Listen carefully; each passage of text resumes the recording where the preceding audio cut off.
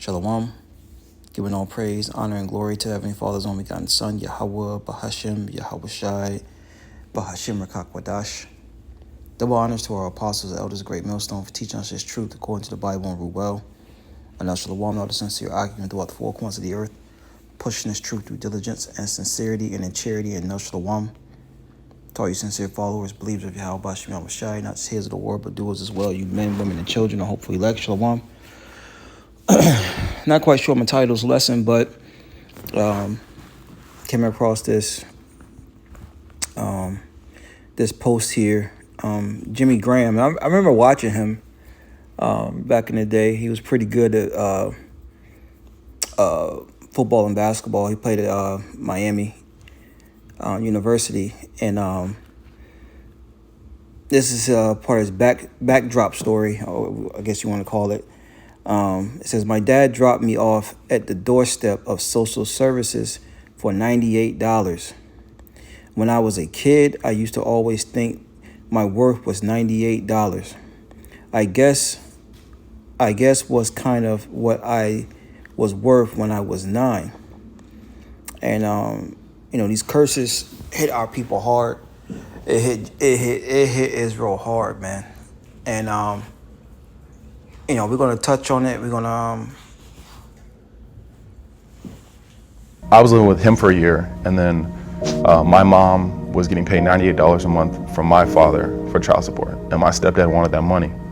And my mom said, no, I'm not gonna give it to you. So my dad dropped me off at the doorstep of social services for $98,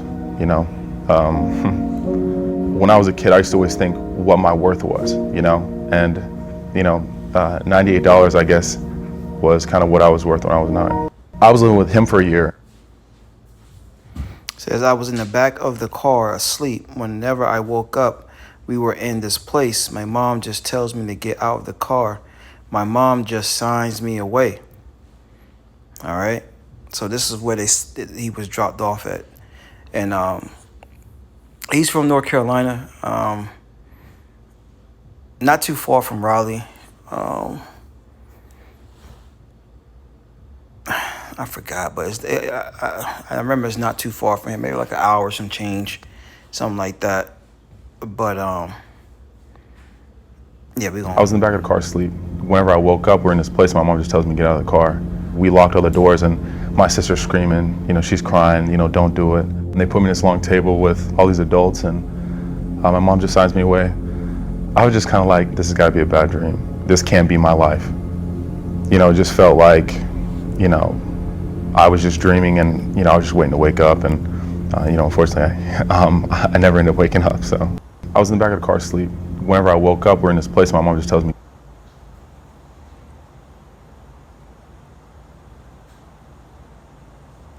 Finally, I just kind of broke down, and I was like, I'm scared that my mom put me back in the home. I mean, how do you hear something like that and then go home, and not do anything about it, or just pray about it and leave? I just can't. I'm not that person. It's not me. I just can't do that. I told him, we can talk to your mom. You can come stay with me. Just rekindle the relationship. I told her it's something that probably is going to take time, but I do forgive you, but I'll never forget. Finally, I just kind of broke down, and I was like, you see the pain in his eyes, man. I'm scared. All right, we effed up as a people, and that's how you know who the Israelites are, man. All right, this is Deuteronomy chapter 28, verse 54. It says, so that the man that is tender among you and very delicate, his eyes shall be evil towards his brother, and towards the wife of his bosom, and towards the remnant of his children, which he shall leave. And when you read the same thing for the woman in verse 56 here, it says, the tender and delicate woman among you, which would not adventure to set the sole of her foot upon the ground for delicateness and tenderness, her eye shall be evil towards the husband of her bosom, and towards her son, and towards her daughter. Okay, and you don't see this among the other nations like that, man. This is mainly amongst the so-called Negroes, Latinos, Native American Indians, man. That's who you see it amongst, man. We are those people, contrary to popular belief. Just like the video Hawaii did a couple of days ago. The ox knoweth its owner, man. All right. It's Isaiah chapter 1, verse 3. The ox knoweth its owner, and the ass his master's crib. All right. These are two animals. But Israel doeth not know. My people do not consider. They don't even consider they're the people. They don't even consider, what the Lord is saying through his men. Start with apostles, elders, a great millstone on down, and affiliates, man. And look, as well as some of the other Israelite camps, man. They do teach Israel. Right? These will be signs that will be put upon our people, man. So we would come to realization who we are. We're not black. All right? We're not Cubano. Right? We're not Native American, man.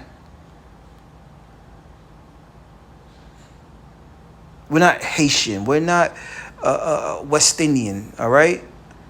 Trinidadian. No, we're none of that BS. Right? Dominicano.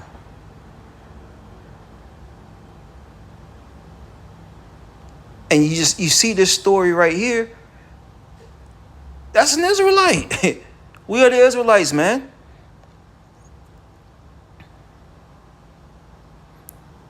But guess what?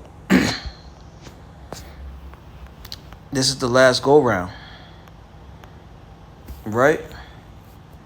This is the last time we're going to have to ever feel. And it's crazy because, the Wadi Al Bashmi Al Shah, I had my parents. The Lord done, added to my parents in my life. And I'm grateful and thankful for that. And brothers and sisters that have their parents, like scriptures say, honor your father and your mother, man. All right? Because, a lot of Jakes didn't grow up with their parents, man. He felt like he was worth $98 because of the situation that happened between him, the father, the mother, and the stepfather, man. All right? So you may not have the best parents, at least that was present. Be thankful. This is Revelation 21:4. And Yahweh shall wipe away all tears. The tears that was on his eyes. He was tearing up talking about it, man. Remember the Lord said the Lord's going to punish Israel. Right? You only have I known all the families of the earth. Therefore I will punish you for your iniquities. And this is part of the punishment.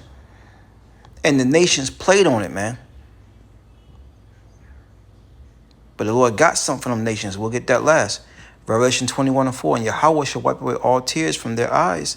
And there shall be no more deletion, right? No more death, neither sorrow nor crying, neither shall there be any more pain. For the former things are passed away. See, this is going to be like a night, a big nightmare going away, man. We're going to wake up to everlasting tears of joy in the kingdom, man. We don't have to worry about, being given up. Okay? Not knowing where our mothers are, our fathers are, our children are, our brothers and sisters. Separating the families. Okay? That's another reason why we fight and want to hurry up and get the hell up out of here, man. And why you should be fighting too. As an Israelite, so-called Negro, Latino, Native American, Indian, Israelite foreigners. Because that's what we do these lessons for. We do it for Israel. We do it to get the blood off our hands, and we want salvation first and foremost for ourselves. But it's to warn Israel and let Israel know the things that are coming, also the good things that are coming. The Bible has all the answers, man. And this whole system was part of forwarding the affliction of the Israelites, man. Esau kept his foot on our necks through the system that he built. It wouldn't have been as bad if the Esau, self-proclaimed so-called white man, haven't given our women liberty through these unrighteous laws and decrees, man. It would have been on some caveman shit for real, bopping women over the head and dragging them by their hair, and you're home, right? Do as I say.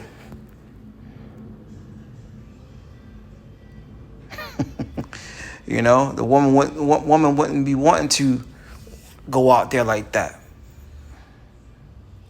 But anyways, the Lord's going to turn things around. All right? The same thing we had to endure, they're going to have to do double. But this is Deuteronomy 30:7. It says, and the Lord, Yahweh Shema Shai, thy power will put all these curses upon thy enemies and on them that hate thee, which persecute thee. So they're going to know what it's like to go through loss of family members, right? They're going to know what it's like to be on the bottom of the barrel, cursing the city, cursing the field, all right? Curse everywhere you go. From Esau Edom all the way down to the doodle eating Africans, man. Right? Yeah, there women gonna be thoughts and whores in the streets. Yeah. Kids gonna disrespect you. Yeah. Yeah. You're gonna be sold on auction blocks. Yeah. We're living in that time, man. But I just wanted to touch on that. You know, the curses hit us hard. Matter of fact, let me see if I might bring out one last one. Where is that at? There's a Baruch.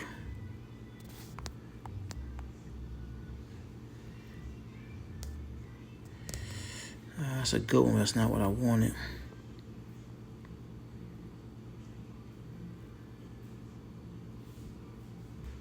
Let me see here. Let me see if it's here. Yeah, it's Baruch 1:19. Since the day the Lord had brought our forefathers out of the land of Egypt, and unto this present day, we have been disobedient unto the Lord our power, and we have been negligent in not hearing his voice, up until this very day. All right, verse 20, it says, wherefore the evils cleave unto us, and the curse was the Lord appointed by Moses, his servant, at the time that he had brought our forefathers out of the land of Egypt, to give us a land that floweth with milk and honey, like as it is to see this day. Nevertheless, we have not hearkened unto the voice of the Lord our power, according unto all the words of the prophets, whom he sent unto us. See, the reason why we're going through these things is we didn't hearken to the prophets, which we were subject to go off anyway, but that's a whole nother story. Okay?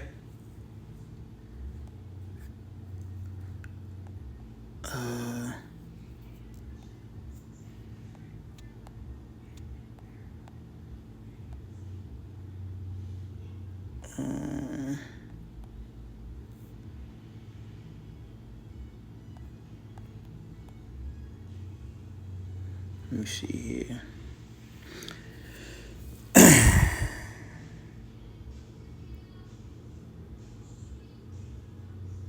Yeah, this is the last verse, our last precept, Baruch 4:25. My children, suffer patiently the wrath that has come upon you from Yahweh, for thy enemy have persecuted thee, but shortly thou shalt see his destruction, and shalt tread upon his neck. All right, that main enemy is Esau Edom. It says, my delicate ones, which is a self-proclaimed so-called white man, my delicate ones have gone through rough ways and were taken away as a flock caught of the enemies. Verse 27, be of good comfort, O my children, and cry unto Yahweh. That's what we're doing now. For ye shall be remembered of him that brought these things upon you. So we cry unto Yahweh Shema Shai. He's going to remember us. You know, we messed up, man. Verse 28, for it was your mind to go astray from Yahweh, so being returned, seek him 10 times more. And that's the season we're living in, man. You know, these curses are not going to last forever. You know, the Lord's going to wipe away all tears in the kingdom. And but until then, let's continue to seek the Lord to the best of our ability. Shalom.